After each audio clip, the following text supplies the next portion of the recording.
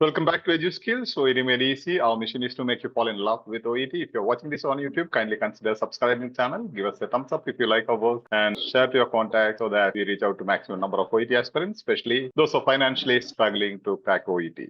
All the services from Edu Skills is free of cost.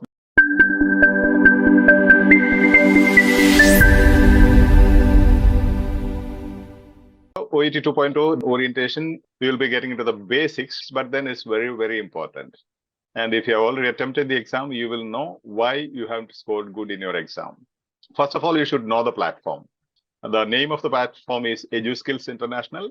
It's a blanket platform for so many programs, nearly 19 programs like OET, IELTS, CBT. You have programs starting from KG to PG, all the programs for different category of people. And ownership, it is of the health professionals, for the health professional, by the health professionals. And, management, Soumya Sham, admin panel, and the volunteers. They manage. Soumya Sham is the founder. And Nature non-profit platform, we don't charge for any of our services. And there are so many spammers pretending to be Father Saleen and requesting for money. But then remember, whoever asks for money, they are not from EduSkills. EduSkills will never, ever charge for any of its services.